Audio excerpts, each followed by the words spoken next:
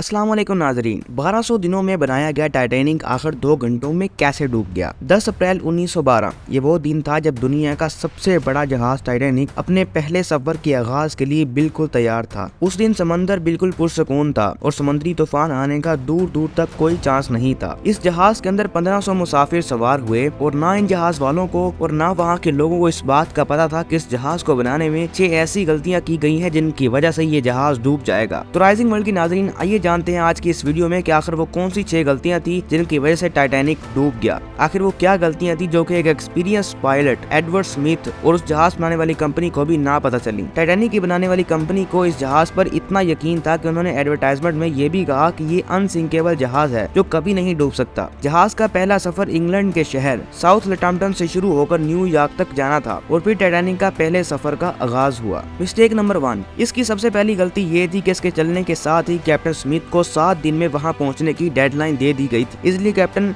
शुरू से ही जहाज की रफ्तार बहुत तेज रखी गई थी। कैप्टन पर 7 दिन में पहुंचने का बहुत ज्यादा प्रेशर था और यही इनकी सबसे पहली गलती थी। मिस्टेक नंबर 2, अब ये जहाज मुसलसल 3 दिनों से चल रहा था और हर तरफ धुंध ही धुंध हो गई थी जिसकी वजह से विजिबिलिटी बिल्कुल खत्म हो चुकी थी। इससे पहले भी एक जहाज वहाँ से गुजरा था और उन्होंने टाइटैनिक को वायरलेस के जरिए समंदर पर मौजूद तैरती हुई चट्टानें यानी आइसबर्ग्स के बारे में बताया था। माहिरीन के मुताबिक ये वार्निंग 6 दफा दी गई थी, लेकिन उनके अमले की कोताही की वजह से ये मिस हो गई और उनको उन आइसबर्ग्स के बारे में पता ही ना चला। मिस्टेक नंबर 3, अभी भी इस जहाज के बचने के काफी ज्यादा चांस थे क्योंकि वहाँ पर पहरेदार मौजूद थे जो कि आइसबर्ग को दूर से ही देख सकते थे। लेकिन यहाँ पर इनकी कोताही की सबसे बड़ी वजह आती है कि उनके पास दूर देखने के लिए दूरबीन ही मौजूद नहीं थी और ये इनकी सबसे बड़ी गलती थी। मिस्टेक नंबर 4, ऐसे आइसबर्ग्स को बड़े बड़े जहाज आसानी से डील कर लेते हैं और शायद कैप्टन भी यही सोच रहा था, इसलिए उन्होंने सारे इंजन बंद करवा दिए और जहाज को जल्दी से मोड़ने का हुक्म दिया। लेकिन अब बहुत देर हो चुकी थी और जहाज आइसबर्ग से टकरा चुका था। माहिरीन का कहना था कि टाइटैनिक को बनाने के लिए जो रिवर्स इस्तेमाल किए गए थे वो कास्ट आयरन के बनी थे,